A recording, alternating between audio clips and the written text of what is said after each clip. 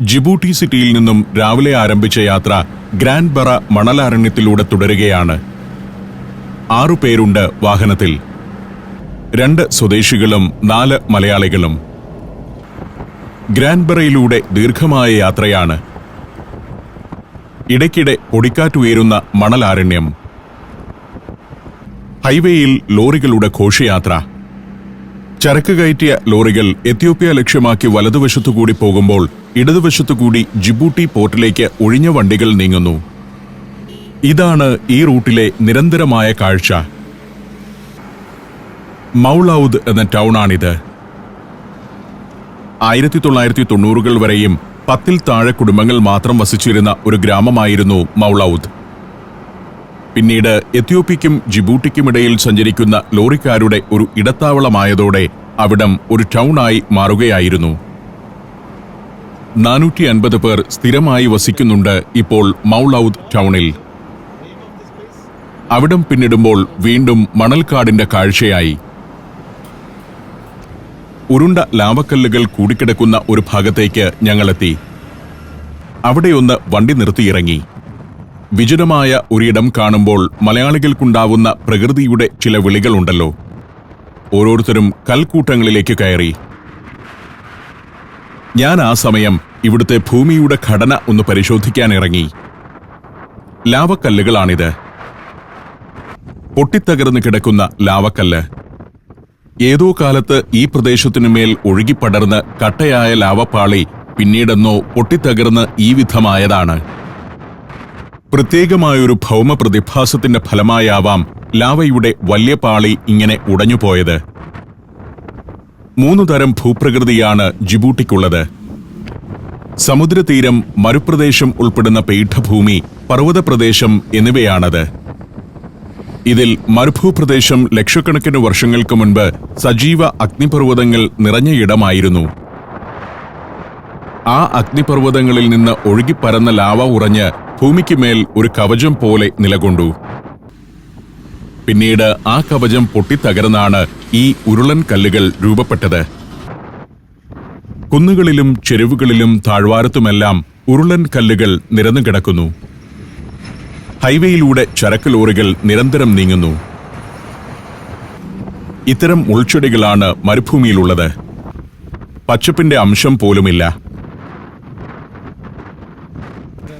നോക്കത്താ ദൂരം പാറക്കല്ലുകൾ പടർന്നു കിടക്കുന്ന ആ മരുഭൂമിയിലൂടെ ഞങ്ങൾ യാത്ര തുടർന്നു. ഒരേ കാഴ്ചയായതിനാൽ പലപ്പോഴും യാത്ര വിരസമാകും. കുറേ ദൂരം പോകുമ്പോൾ ചെറിയൊരു അങ്ങാടി കാണാം. അത് പിന്നിട്ടാൽ വീണ്ടും വിജനപ്രദേശങ്ങൾ. കുന്നുകൾ ഇറങ്ങിയും കയറിയും ദീർഘമായ യാത്ര. ജിബൂട്ടിയുടെ ദിഖിൽ റീജിയണിൽ ഉൾപ്പെട്ട പ്രദേശങ്ങളിലൂടെയാണ് ഇപ്പോൾ നീങ്ങുന്നത്. ദിഖിൽ എന്ന പട്ടണത്തിലേക്ക് എത്തിയിരിക്കുന്നു. ഈ മേഖലയിലെ തന്നെ പ്രധാനപ്പെട്ടൊരു പട്ടണമാണ് ദിഖിൽ. ജിബൂട്ടിയിലെ പ്രധാനപ്പെട്ട റീജിയനായ ദിഖിലിന്റെ തലസ്ഥാനവും ഈ പട്ടണമാണ്.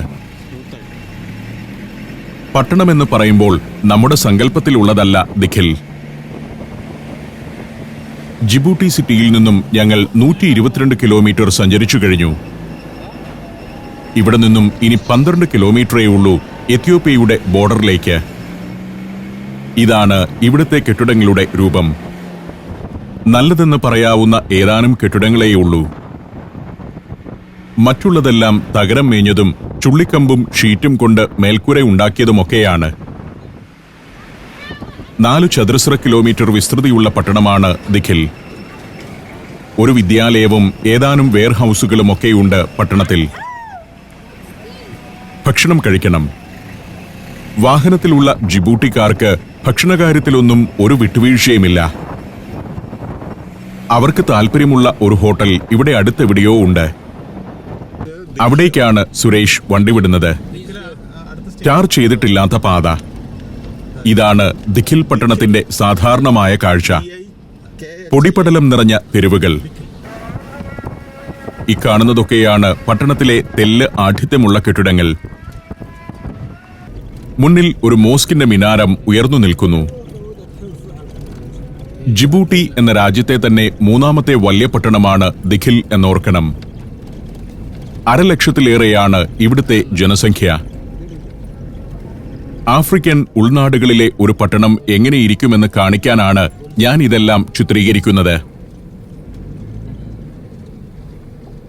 കാർ ഒരു ജംഗ്ഷനിൽ കൊണ്ടുചെന്ന് നിർത്തി.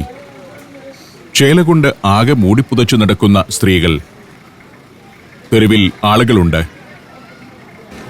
സ്കൂൾ വിട്ടുവരുന്ന കുട്ടികളാണിത്. ഉച്ചനേരമാണല്ലോ.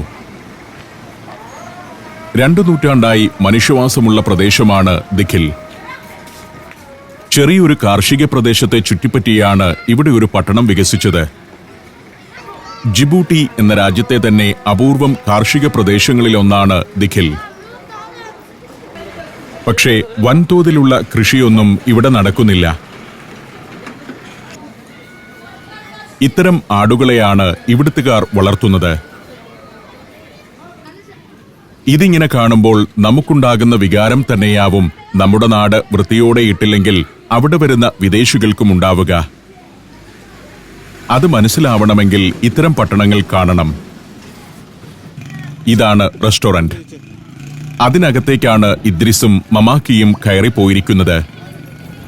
ഇദ്രിസും കൂട്ടുകാരനും ഭക്ഷണം കഴിക്കുന്നത് കാണാൻ ഞാൻ റെസ്റ്റോറന്റിലേക്ക് നടന്നു. ക്യാമറയുമായി അകത്ത് കയറാൻ നടത്തിപ്പുകാരൻ എന്നെ അനുവദിച്ചില്ല. ഞാൻ വീണ്ടും പുറത്തേക്കിറങ്ങി.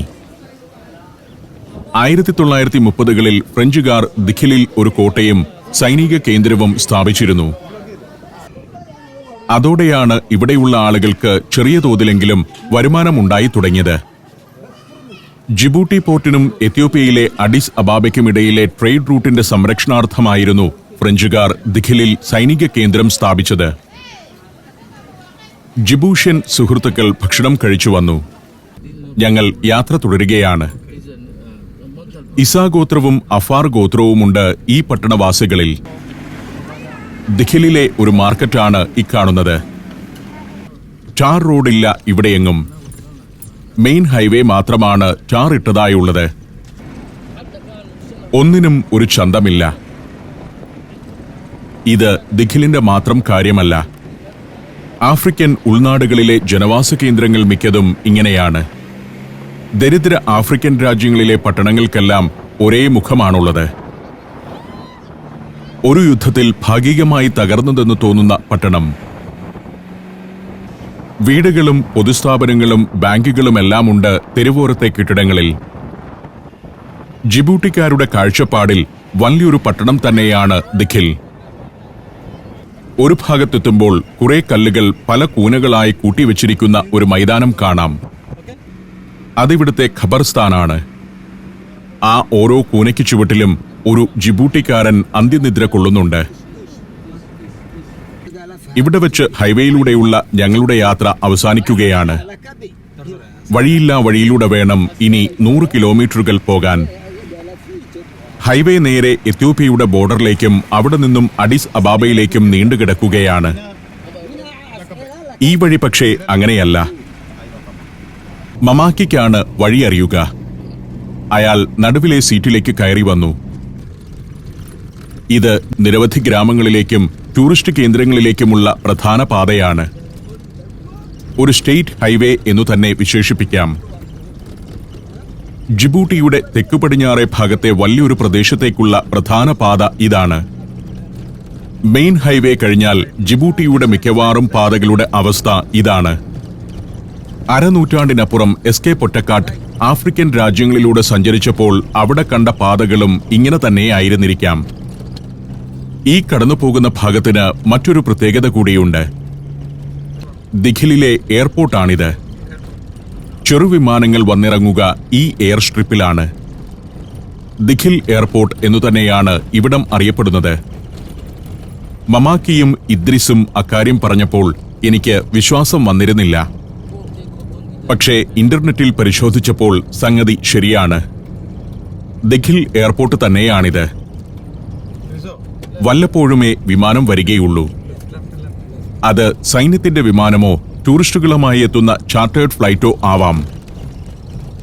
അങ്ങനെയൊക്കെ എന്തെല്ലാം പുതിയ വിവരങ്ങളാണ് ഓരോ യാത്രയും തരുന്നത്. ബജറ്റ് ട്രാവലേഴ്സിനും ആദ്യമായി വിദേശ ടൂറിൽ പങ്കെടുക്കാൻ ആഗ്രഹിക്കുന്നവർക്കും കുറഞ്ഞ ചെലവിൽ യാത്ര ചെയ്യാൻ ഇതാ സുവർണാവസരം. സഞ്ചാരം ഒരുക്കുന്ന Thailand tour. Bangkok, Pattaya, Tiger Zoo, Coral Island, Nong Nooch gardens, Marine Park, Safari World, പുരാതന സിയം പട്ടണം, ഇന്ദിര മാർക്കറ്റ് തുടങ്ങിയ ഡെസ്റ്റിനേഷനുകൾ, പ്രശസ്തമായ Alcazar show, floating market, beach വിനോദങ്ങൾ, ബോട്ട് റൈഡ്, സ്പീഡ് ബോട്ട് യാത്ര എന്നിവയെല്ലാം ആസ്വദിക്കാം. ഫുഡ് സ്ട്രീറ്റുകളും നൈറ്റ് മാർക്കറ്റുകളും സന്ദർശിക്കാം. Thrilling Thailand. തായ്ലൻഡിൽ 4 പകലും 3 രാത്രിയും. ബുക്കിംഗിനും കൂടുതൽ വിവരങ്ങൾക്കും സന്ദർശിക്കുക sanjaram.com. ഫോൺ 7591966600.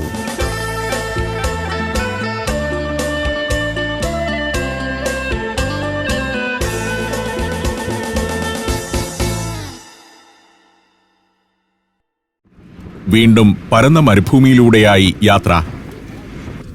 എതിരെ ഒരാൾ നടന്നു വരുന്നുണ്ട്. വെള്ളമാണ് ചോദിക്കുന്നത്. ഏതോ ഉൾഗ്രാമത്തിൽ നിന്നും ദിഖിൽ പട്ടണത്തിലേക്ക് പോവുകയാവാം. പൊരിവെയിലിൽ മരുഭൂമിയിലൂടെ കിലോമീറ്ററുകളോളം നടന്നാണ് ഇവരുടെയൊക്കെ യാത്ര. ഞങ്ങൾ ഒരു കുപ്പി വെള്ളം നൽകി. സന്തോഷത്തോടെ അത് വാങ്ങി അയാൾ കടന്നുപോയി. ദിഖിൽ റീജിയണിൽ ഉൾപ്പെട്ട പ്രദേശമാണ് ഇതെല്ലാം.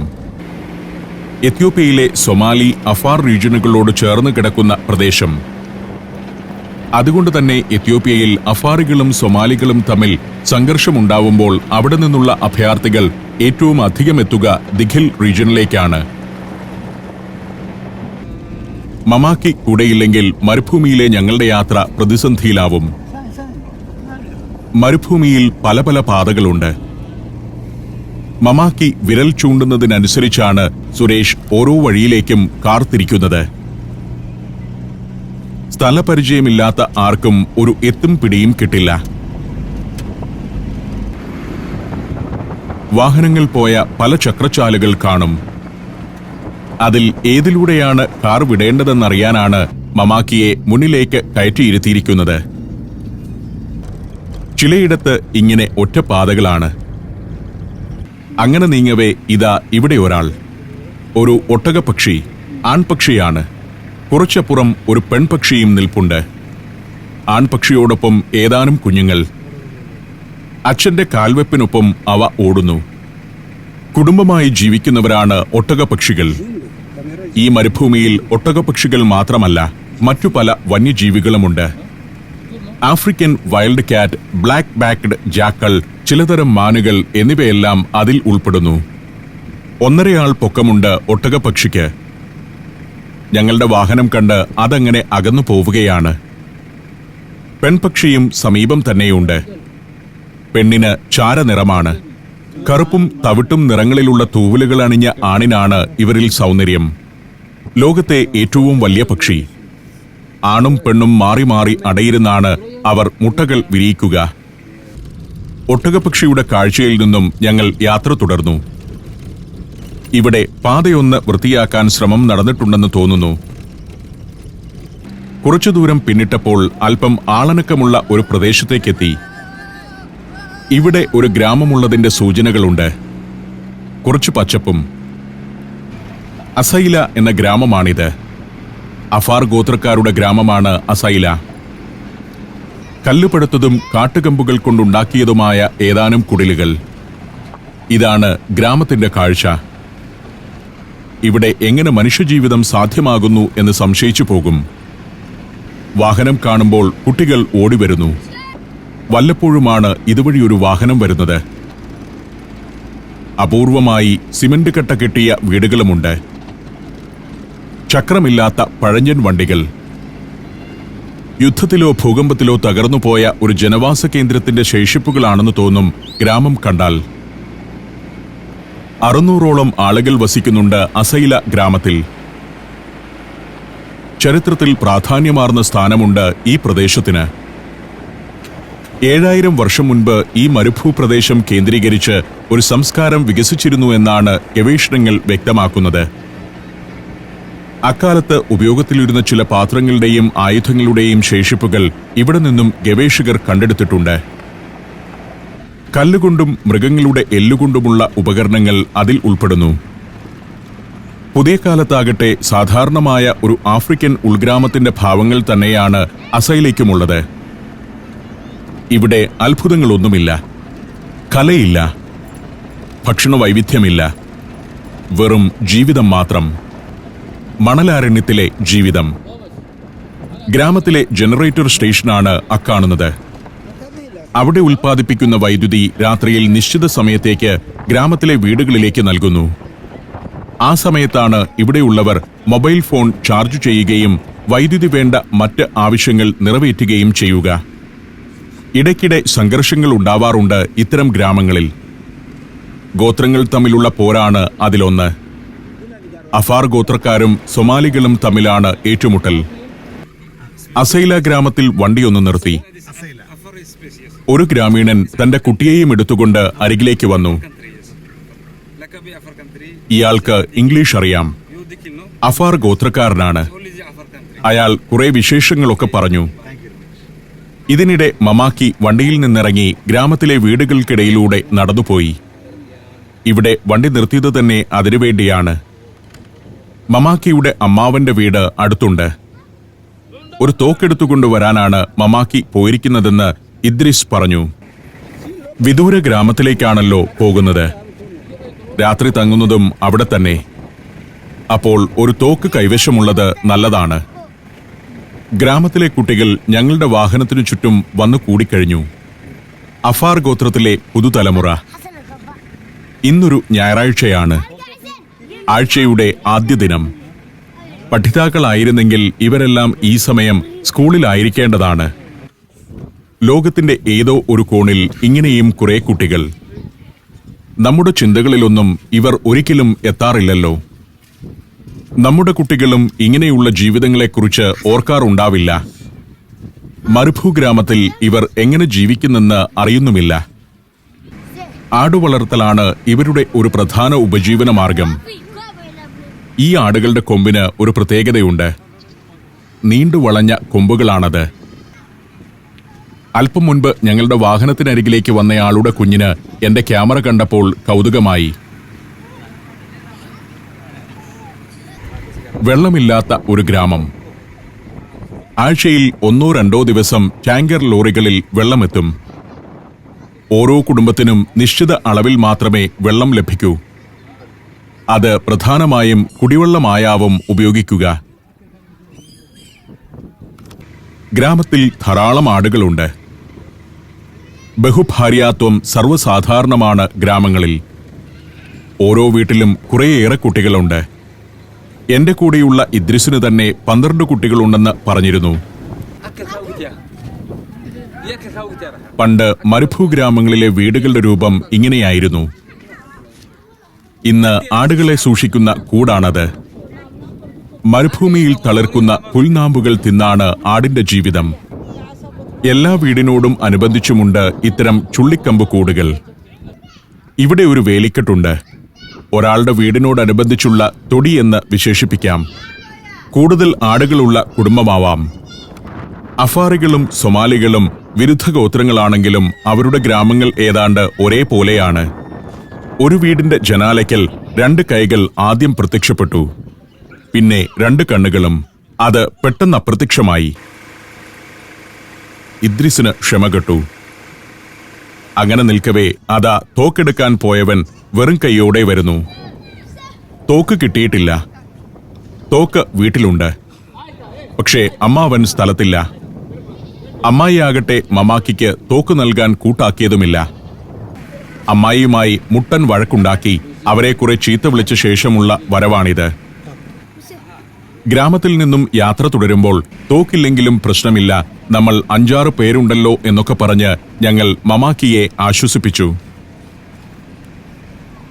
ഗ്രാമത്തിലെ കടകൾ, പൊതുസ്ഥാപനങ്ങൾ, ചക്രമില്ലാത്ത വണ്ടികൾ, ഇങ്ങനെ പാതി പൊളിഞ്ഞ നിലയിൽ ധാരാളം വാഹനങ്ങൾ ഗ്രാമങ്ങളിലെല്ലാം കാണാം.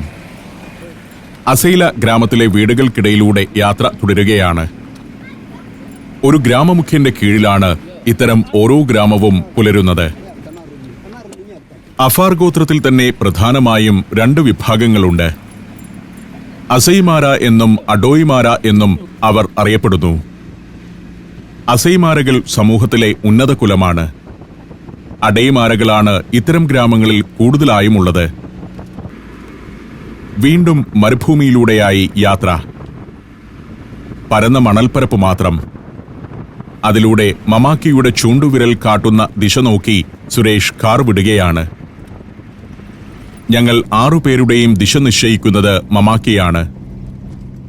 ഈ അഫാർ ഗോത്രക്കാരന്റെ സഹായമില്ലെങ്കിൽ ഞങ്ങൾക്ക് തിരികെ പട്ടണത്തിലെത്താൻ പോലും ആവില്ല. ദിക്കുപോലും പിടികിട്ടാത്ത മണലാരണ്യത്തിലൂടെയാണ് പോകുന്നത്. സുരേഷ് പലതവണ ഇവിടെ വന്നിട്ടുണ്ട്.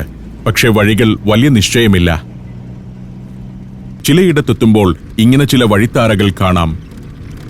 അവിടെ മമാക്കിയുടെ നിർദ്ദേശമില്ലാതെ തന്നെ കാർ ഓടിക്കാൻ സുരേഷിനാവും. വിജനമായ പ്രദേശം. ഒട്ടകങ്ങൾ വിശ്രമിക്കുന്ന ഒരു സ്ഥലത്തേക്കെത്തുന്നു. അതൊരു ഗ്രാമത്തിന്റെ തുടക്കമാണ്. പരന്ന ഭൂമിയിൽ അങ്ങിങ്ങായി വീടുകൾ. അസൈലയേക്കാൾ ദരിദ്രമായ ഗ്രാമമാണ്. വലിയ കുട്ട കമഴ്ത്തിവെച്ചതുപോലുള്ള കുടിലുകൾ ഇടയ്ക്കു കാണാം. പ്രാകൃതമായ ഒരു ഗ്രാമത്തിന്റെ കാഴ്ചയിലേക്കാണ് അടുക്കുന്നത്.